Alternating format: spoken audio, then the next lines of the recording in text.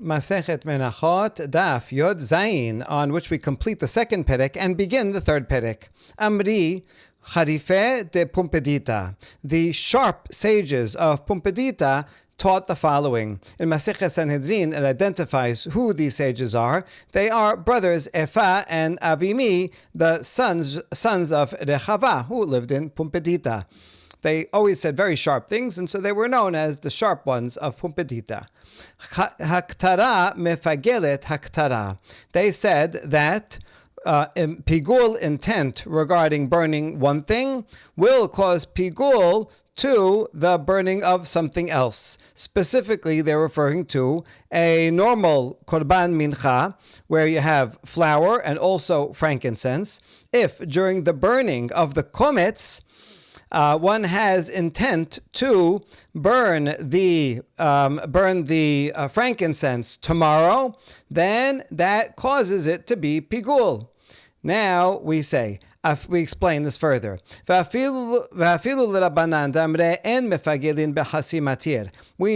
from the machloket between Rabbanan and Rabbi Meir. Rabbi Meir says if you have pigul intention just for one of two matirim, still the resultant thing that you're thinking about will become pigul. And Rabbanan says no, not just one thing, but you have to have pigul intention regarding all the matirim, both matirim. And here, isn't that this case? You have two matirim, you have the komets, and you have the levona. Aren't those two matirim? And Rabbanan said, it's not pigul. So what are these sages from Pumpedita saying? Oh, here's the case. When did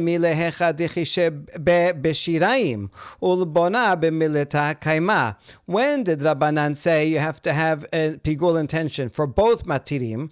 That's when, at the time that you're burning the komets, you have in mind that you're going to eat the shiraim, the leftover of the flour after the komets, that you're going to eat that after the time. Whereas with the levona, you have no improper intention regarding the levona. In that case, there's no pigul, only if you have improper intention regarding when you're burning the komets and when you're burning the levona. In both of those stages, you have in mind that you're going to eat the remainder of the flour after the time, then it will become pigul, because then that's both matirim. But only one matir regarding the remnant of the flour will not make it pigul. In fact, yes, that's what Rabbanan said. That's the case where you need both matirim and not just one. But this case of the Pumpedita rabbis is slightly different.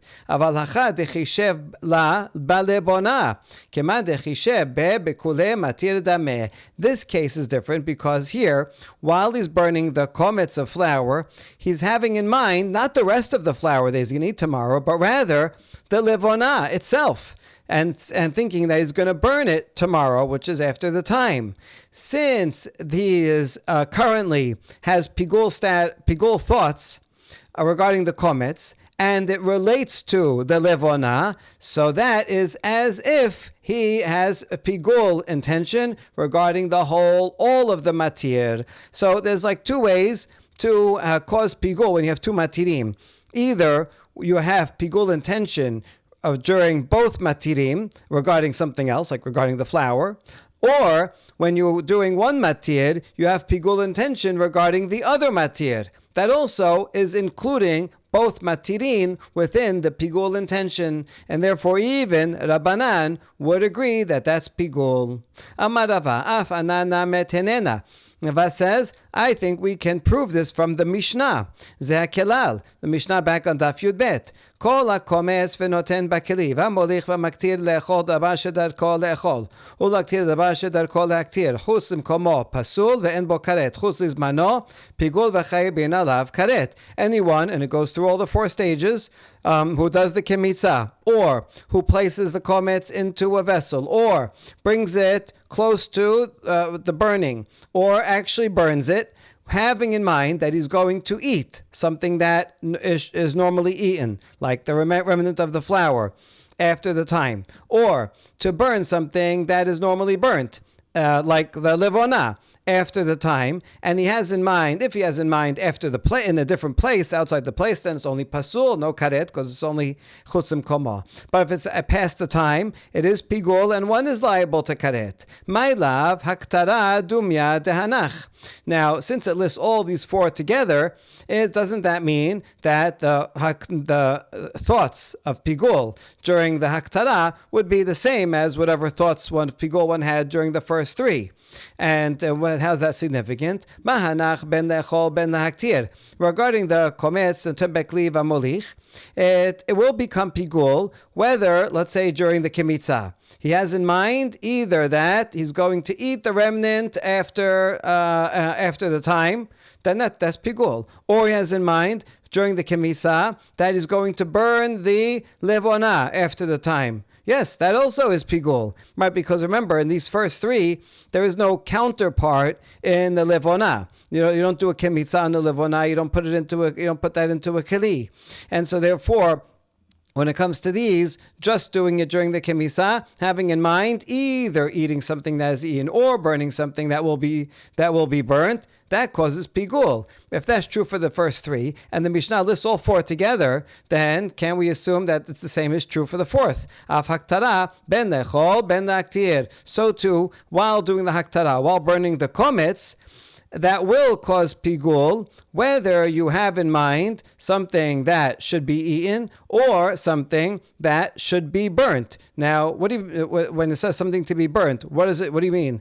The kometz itself? The kometz you're burning now, so it doesn't make any sense to burn the kometz today with intention to burn it tomorrow. So that's not what we're talking about. Rather, we're talking about a case where during the burning of the kometz, he has in mind to burn the levona tomorrow, and yet it says that one is liable to karet. So Rava says, right? You see here that a close reading of the Mishnah supports the law of the sharp ones and pupadita, the haktara mefagela taktara. Isn't that a good proof?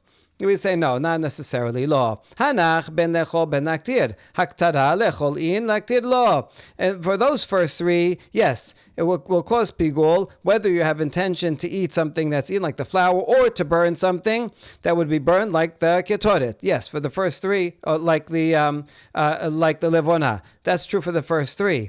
But during the burning of the kometz, well, that's not necessarily the same. If you have in mind during the burning of the kometz to eat something that should be eaten, and you have that in mind outside the time, and assuming you also have that same intention during both matirim, yes, that will be pigul. But if you have in mind during the burning of the kometz to burn something else, to burn the levona, no, not necessarily. Who said that the last thing on the list has to be the same exact as the first three things on the list?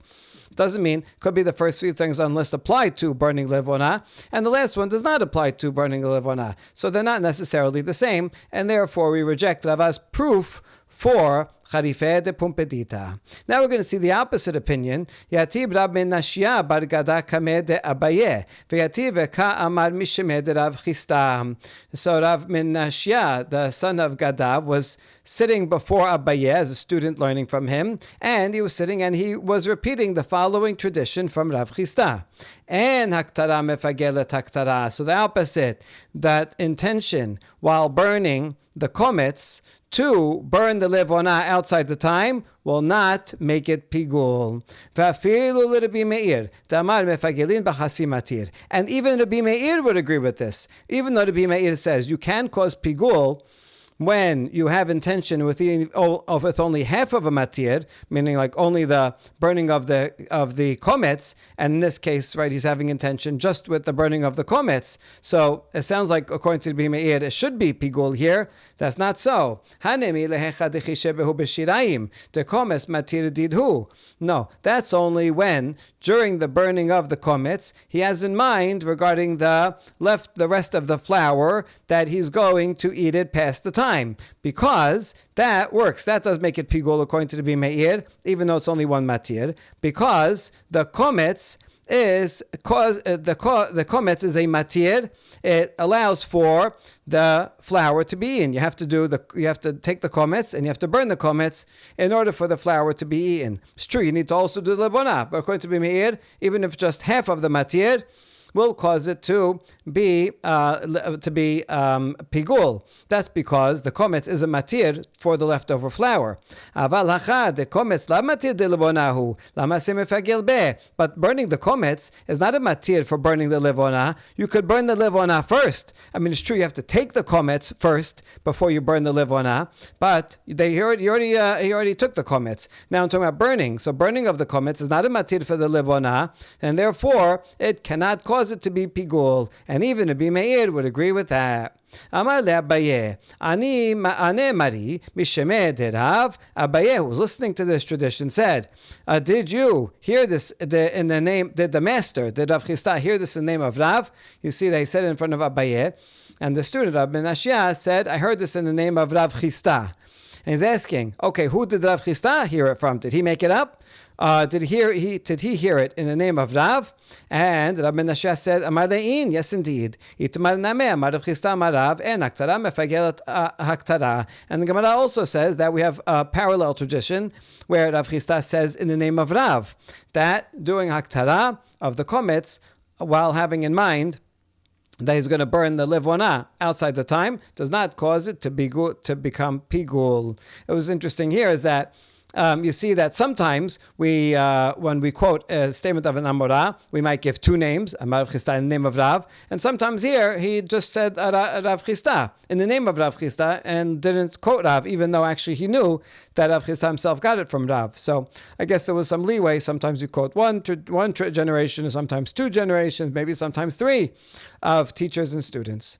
Amad Rav Yaakov bar Idi Mishmed Abaye Afana Nami Tanena Shachat Echad Min Hakebasim Lecho Mimenu Lemachar Hu Pigol V'Chavero Kasher Lecho Mechavero Lemachar Shenehem Kesherim. Rav Yaakov bar Idi said the name of Abaye. We can bring a Mishnah to support that statement of Rav Chisda from the Mishnah that says, if one slaughters one of the kebasim, one of the two kebasim on Shavuot that come with the shtei halechem, and he has in mind to eat from it tomorrow, to eat from that very kebes, then it is pigul. That one is pigul, while the other one is not. That makes sense because the kebes is a matir for itself. Each one is a matir for itself. You have to take that kebes, do shechita, sprinkle the blood so that you could eat the meat of that animal. So if you have in mind to eat the meat, then yes, it will be, that itself will be pigul. But the other one will be kasher because one matir is not going to make another matir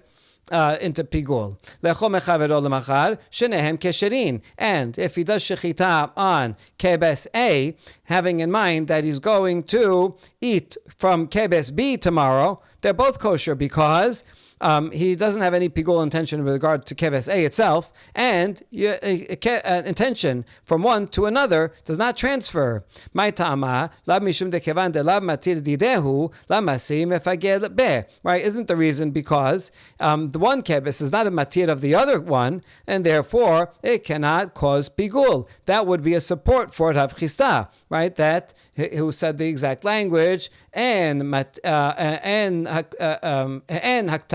mefagelet haktara. Doing haktara for one matir is not going to cause pigul to the other one. Same thing here. Doing shechita of one matir is not going to cause pigul to the other matir, because it's not a matir for it. They're both matirim for the shtei halechem, but not for each other. So isn't that a good support?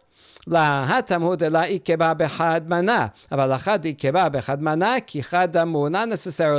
Regarding the two kebasim, they were not established, fixed, and dedicated to each other in one vessel. So therefore, in that case, the two kebasim stand alone, are independent from each other, and therefore one will not make the other pigul. However, that's not necessarily true with regard to the kometz and the levona, because the kometz and the levona are both in one holy vessel, and by being placed in one vessel, they become sanctified together, attached to each other. And so you can argue that yes, in the kibasim, one will not make the other pigul, but maybe regarding the kometz and the levona, intention, pigul intention during the burning of the komets, perhaps would make the levona pigul. And so therefore there's no proof from this Mishnah for this opinion. Amar Rav Hamnuna, ha mileta ibla li Rabbi Hanina utkila li kechule talmudai. Rav Hamnuna says the following matter, abla literally means to cause to swallow. Rabbi Hanina made me swallow it, or he made me internalize it. He really helped me to understand this, and it's as weighty as all of the other learning that I have. I appreciate it so much. This is such a fantastic thing that I learned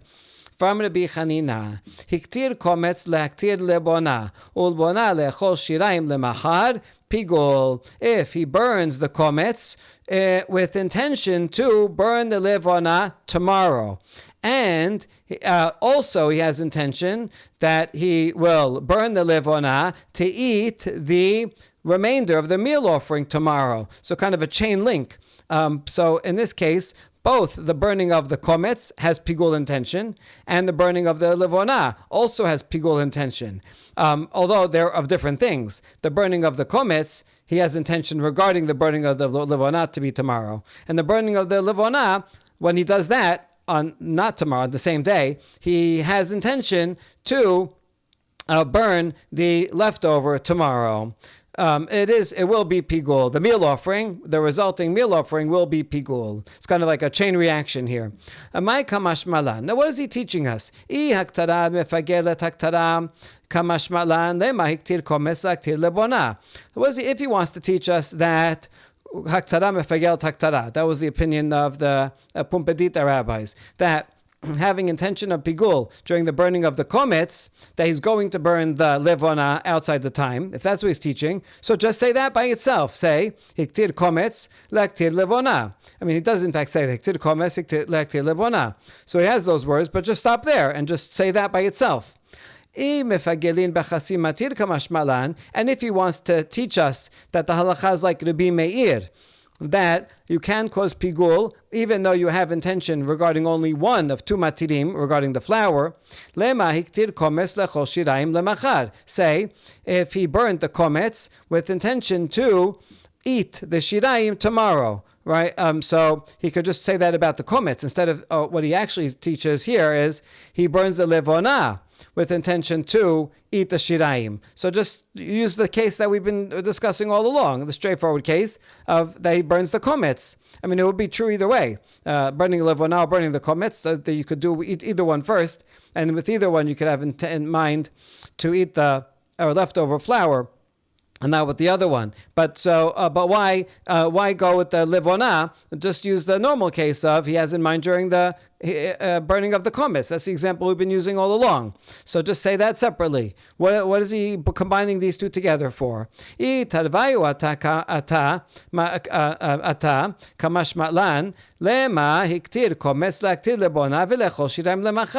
if he wants to teach us both of these, maybe that's why he puts it together, because he wants to teach us that the halacha is like the elders of Pumbedita and also like Rabbi Meir. Fine. So then say them both, but you can say them both regarding hiktir komets.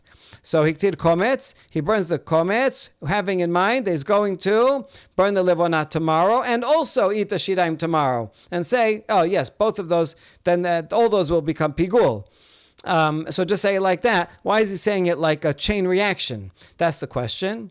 Amar Rav Ada Barahava le'olam kasabar en aktara mefagel taktara ve'en mefagelin b'chasim matir v'shanecha tepashta le'machshava b'chula mincha.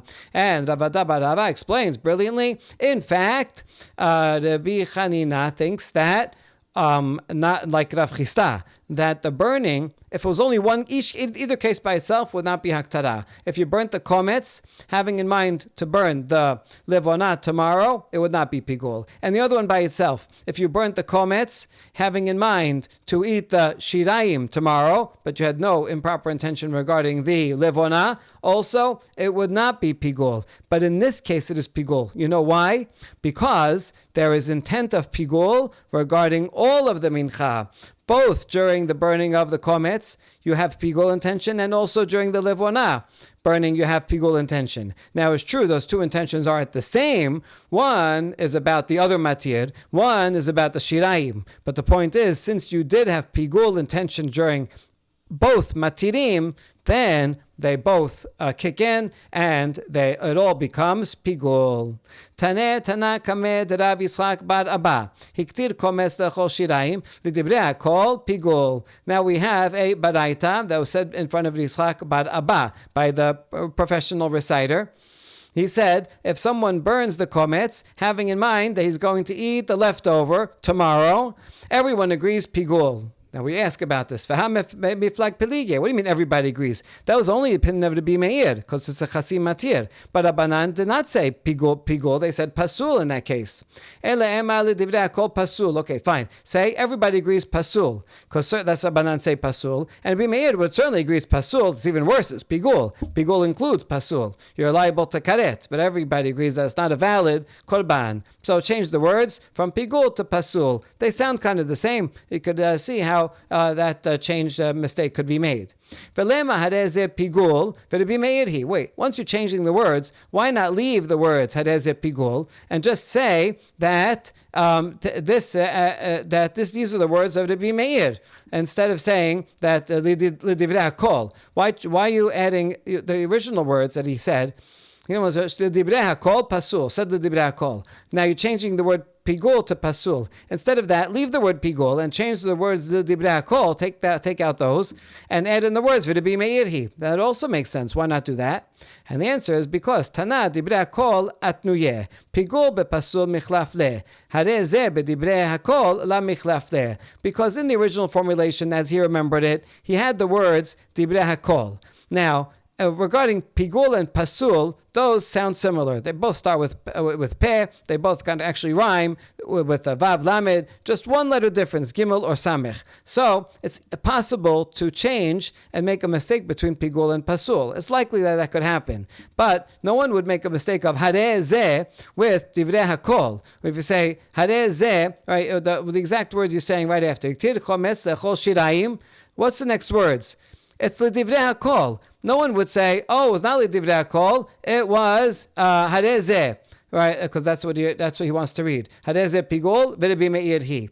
That those don't sound similar, so that nobody would make a mistake, and therefore we follow the more likely mistake to be made was pigul instead of pasul, and not harei zeh instead of divrei hakol, and therefore he must have just recited it wrong. And once we change it to pasul, then it makes perfect sense. Hadran alach hakometz et hamincha. We begin the third perek. Hakometz et hamincha le'echol davar she'en darko le'echol ulaktir davar she'en darko le'aktir kasher. Rabbi Eliezer posel. The Mishnah teaches that if the Kohen does kemitzah of a korban mincha, having in mind while he's doing the kometz that he's going to eat something that is supposed to be burnt, that is not its way is not to be eaten. For example, during the kemitzah, he says, "I am going to eat the kometz," or "I'm going to eat the lebonah." So that's a category mismatch. You're supposed to burn the kometz or burn the lebonah, not eat it. So even if he says, "I'm going to eat it tomorrow," it's still kosher because that intention is just a category mismatch. It doesn't do anything. Or if while doing the kemitzah, he has in mind that he's going to burn something that is not supposed to be burned, like the remainder of the flour, which is supposed to be eaten. He says, "I'm going to burn it tomorrow." Well, that's kosher because it doesn't get burned. So it's his whole statement is nonsense. We throw it out, and it's a perfectly fine korban. Rabbi Eliezer, however, says this pasul. He says that you can mix and match categories, having in mind that you're going to eat something that should be burned tomorrow, or burn something that would be eaten tomorrow. Nevertheless, that makes it pigul. Or at least it makes it pasul. No, though not pigul. Lechol davar shedarko lechol ulaktir. Davar shedarko laktir pachot mikazait kasher. Lechol kazait kachasi zait. Ulaktir kachasi zait kasher shen achila v'aktara mitztarfin. If, while doing the kemitzah, he has in mind to eat something that is eaten, like the remnant of the flour, or to burn something that is normally burned. However, he has in mind less than the kezait. That is also kosher. It's not up to the minimum measurement. Minimum measurement has to be a kezayit. Kezayit is the general amount for eating. So for sure for eating, that would be, if you're going to eat less than that, it's not going to even consider it an act of eating. And that's true here also for burning. If he has in mind, I'm going to burn less than the kezayit of the kometz or the levona, that's kosher. However, if he says, I'm going to eat half a zayit of something edible, I'm going to burn half a zayit of something that is burnt, also kasher, even though together that adds up to a full kezayit, nevertheless, it's kosher because we do not join together things that are edible and things that are burnt. They do not join together to make a kezayit. These are two separate categories. Amar Rabbi Aseh, Amar Rabbi Yochanan, Ma'ita Amar Rabbi Eliezer. What is the source of Rabbi Eliezer that you can mix and match categories? And if you say, I'm going to eat something that is burnt, or I'm going to burn something like the flour, the leftover flour that is supposed to be eaten, nevertheless it is pasul. Why does he say that? Amar Kira, im he'achol ye'achel mibesar zebach shelamav. Bishte achilot hakatum medaber. A pasuk that's talking about eating something past the time says, if, it uses a double language, if it shall surely be eaten from the flesh of the korban shelamim. So since it uses two verbs, it's talking about two different eatings or two different consumptions. Why two? Echad achilat adam ve'echad achilat mizbeach. Lomar lecha keshem shemechashebin b'achilat adam kach mechashebin b'achilat mizbeach. One is consumption by a human, and the other is consumption by the mizbeach. To say, just like there is pigul intention regarding something that is edible by a person, so too there can be pigul intention regarding something that is burnt, that is eaten by the mizbeach. And furthermore, uchshem shemechashibin machilat adam lachilat adam, machilat mizbeach lachilat mizbeach, ka mechashibin machilat adam lemizbeach machilat mizbeach leadam. And the double language further teaches us that just like pigul intention is valid if you're thinking about something that is edible to a human and you're thinking about eating it past the time, so if while doing the kometz, taking the kometz, one has in mind, I'm going to eat the flour tomorrow. So the flour is something that is achilat adam, and you're thinking of eating it tomorrow. That's certainly pigul. Or something that is consumed by the mizbeach, like the levona, you have in mind, I'm going to consume it. The mizbeach will consume it. I'm going to burn it tomorrow. So that is pigul. That's the classic cases of pigul. And so too, from the double language, we learn that both of them are called achila. And therefore, even if you have intention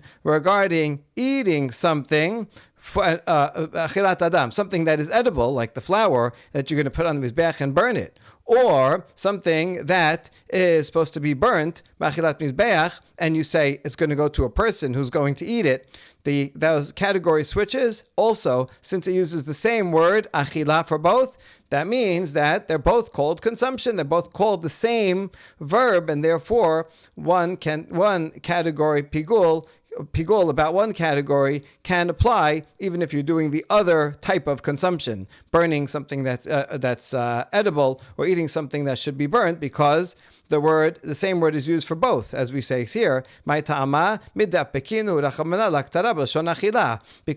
the pasuk says burning in the manner of achila, uses the verb achila to talk about burning, because it says he'achol yachel, that means eating or burning, and so you see that burning can mean eating also.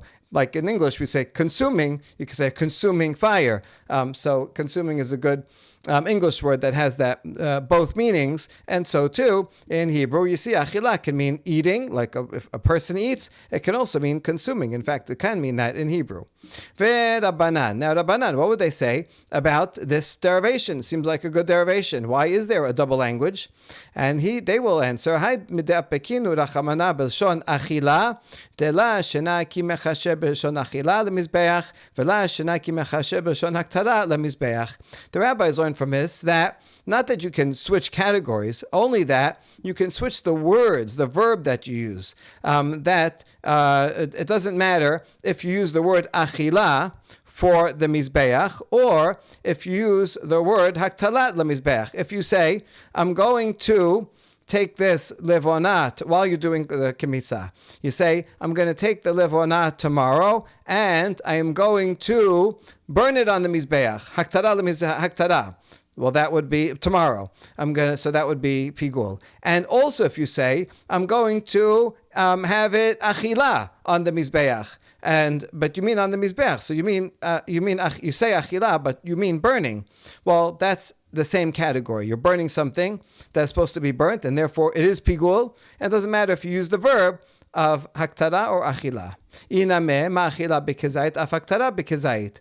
Or another thing you can learn from the double language is, just like achila is a kezait, that's the universal measurement for eating is a kezait, and so from the double language we can learn, the minimum amount for burning also is a kezait, and so we'll learn that from the fact that it calls haktara achila. Why'd you use the verb achila for burning? To teach us that just like for eating, it's a kezait is the minimum, so too for burning the kezait is the minimum. Ulolam ik achila deurcha mashma. But in fact, you have to do the usual manner of that item. If it's an edible item, then you have to say, I'm going to eat it tomorrow. If you're going to burn it, you have to say, I'm going to burn it tomorrow. You could use different verbs for burning, but you have to say, I'm going to have it eaten on the mizbeach in order for one to be liable. Rabbi Eliezer, where is he going to learn these laws from? These are important laws that has to be at least a kezait. Im ken lichtob lachamena im heachol yeachel. Im heachol heachol. Uiname im yeachel yeachel. Mai heachol yeachel. Shmat mina tarte. Rabbi Eliezer says, if the Torah was only going to teach one thing, this law about the kezait, then it could have used the same exact verb form twice. He'achol, he'achol twice. Or ye'achel, ye'achel twice. Why say he'achol, ye'achel?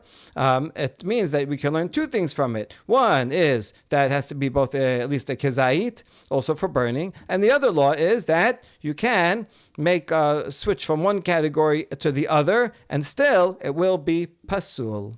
Amar le Rabbi Zera le Rav Aseh. V'i ta'ama de Rabbi Eliezer mishum hachihu karet nami lechayev. And that Rabbi Zera asked Rav Aseh, if Rabbi Eliezer's source is from a pasuk, that means it's deoraita. It's a deoraita problem. If it's a deoraita problem, then it should also have karet. If it's really pigul and you're applying the double words, mean that even if you say I'm going to burn something edible or eat something that should be burned, that is no good. So it shouldn't only be pasul, it should in fact be karet.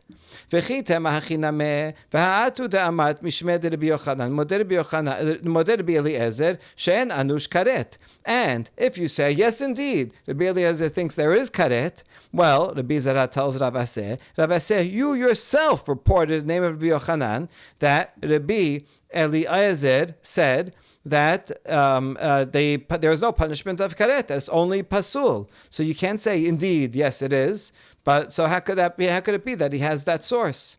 Amar le Tanaehi va'alibad Rabbi Eliezer. He says, in fact, there is a machloket Tanaim about what Rabbi Eliezer says. Ikalamanda amar pesula deoraita.